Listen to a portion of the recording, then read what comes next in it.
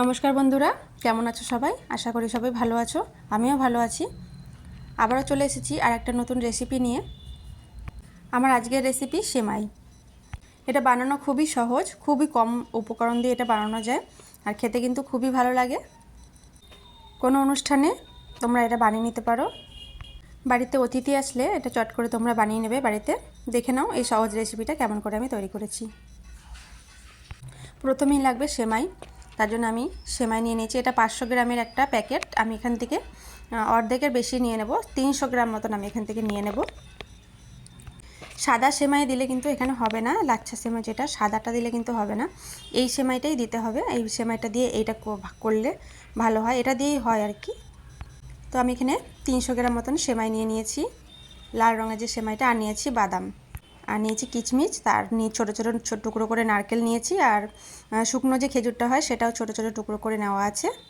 আর এর মধ্যে আছে আমন্ড বাদাম আছে ছোটো ছোটো টুকরো করে। কিছু ড্রাই নাটস আমি নিয়ে নিয়েছি এখানে। এগুলোই যে লাগবে সেরকম কোনো ব্যাপার নেই, এখানে যে কোনো বাদাম নেওয়া যাবে। একটা কড়াই বসিয়ে দিয়েছি যেটাতে আমি তৈরি করব। কড়াইয়ের মধ্যে আমি 3 চামচ মতন ঘি দিয়ে দিলাম। 3 চামচ ঘি দিয়ে দিয়েছি, ঘিটা গলে গেছে। এবার আমি যে ড্রাই নাটসগুলো নিয়েছিলাম সেগুলো আমি দিয়ে দিলাম। এগুলো আমি একটু গ্যাসটা লোতে রেখে একটু নাড়াচাড়া করে কিছুক্ষণ সময় নিয়ে ভাজবো। এই ভাজা হয়ে গেছে, এবার আমি তুলে নিচ্ছি। তাড়াতাড়ি করে তুলতে হবে যাতে পুড়ে না যায়। এগুলো আমি একটা প্লেটে তুলে রাখছি সাইডে, পরে এগুলো ব্যবহার করব। ভাজার পরে কালারটা খুব সুন্দর এসেছিলো।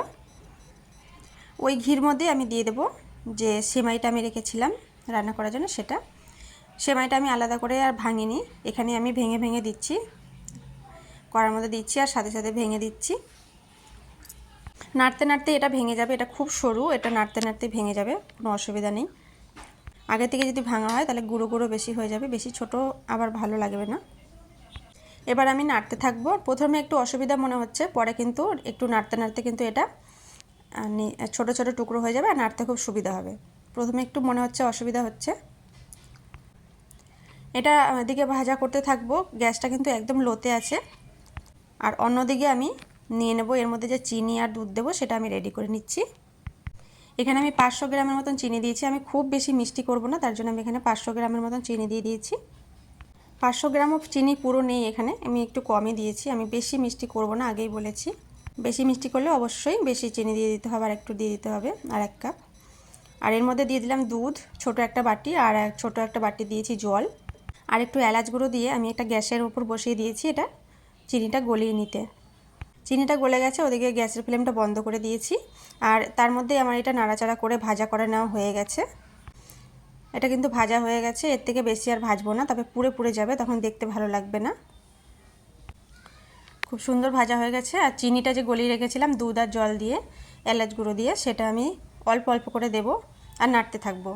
একবারে কিন্তু এই চিনি আর দুধের মিশ্রণটা দেওয়া যাবে না, তাহলে কিন্তু দলা পাকিয়ে যাবে, তখন আর খেতে ভালো লাগবে না, দেখতেও ভালো লাগবে না। অল্প অল্প করে দিতে হবে আর অল্প অল্প করে নাড়তে হবে। সব সময় জলের পরিমাণটা আর দুধের পরিমাণটা একটু কমের দিকেই রাখতে হবে, কারণ এর মধ্যে কিন্তু জল আর দুধ যদি বেশি দেওয়া হয় তাহলে কিন্তু দলা পাকিয়ে যাবে। তার জন্য এই যে অনেকক্ষণ ধরে আমি জলটা দিচ্ছিলাম আর নাড়াচাড়া করে করে আমার সেমাইটা কিন্তু একদম রেডি হয়ে গেছে। আর জল আর দুধটা কিন্তু সবটাই এর মধ্যে টেনে নিয়েছে। দেখতেই পাচ্ছ তোমরা কত সুন্দর ঝরঝরে হয়েছে। তারপরে আমি দিয়ে দিলাম যে আমি বাদামগুলো ভেজে রেখেছিলাম সেইগুলো। এগুলো দেওয়ার পরেও আমি খুব ভালো করে নাড়াচাড়া করে নেব। সিমাই কিন্তু রেডি প্রায়।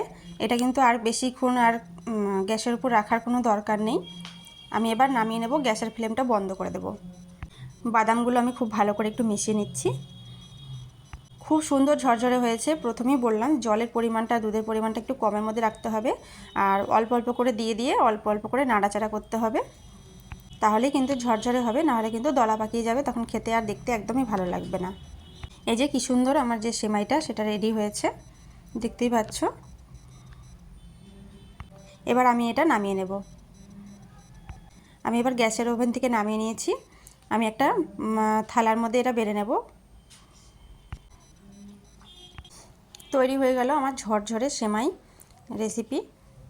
কেমন লাগলো অবশ্যই তোমরা জানিও। আর এরকম করে আমি যেভাবে দেখালাম সেইভাবে করে কিন্তু অবশ্যই বাড়িতে একবার ট্রাই করো।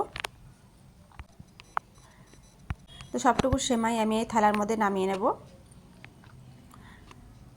এর উপর থেকে আমি একটু পরে বাদাম সাজিয়ে দেব, ওটা অপশনাল, ওটা না দিলেও হবে, দেখতে ভালো লাগার জন্য আমি পরে সাজিয়ে দিয়েছিলাম। ভিডিওটা দেখতে দেখতে ভালো লেগে থাকলে চ্যানেলটা সাবস্ক্রাইব করে আমার পাশে থেকো। আর নতুন নতুন ভিডিও দেখার জন্য নোটিফিকেশনটা অন করে রেখো তোমরা। নতুন কোনো ভিডিও আপলোড করলেই সেটা তোমরা সবার প্রথমে দেখতে পাবে।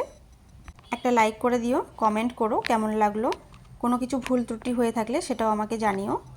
আজকের মতন ভিডিওটা এখানেই শেষ করছি, আবারও চলে আসবো অন্য কোনো ভিডিও নিয়ে। সবাই ভালো থেকো, সুস্থ থেকো। ভিডিওটা দেখার জন্য তোমাদেরকে অনেক অনেক ধন্যবাদ। নমস্কার।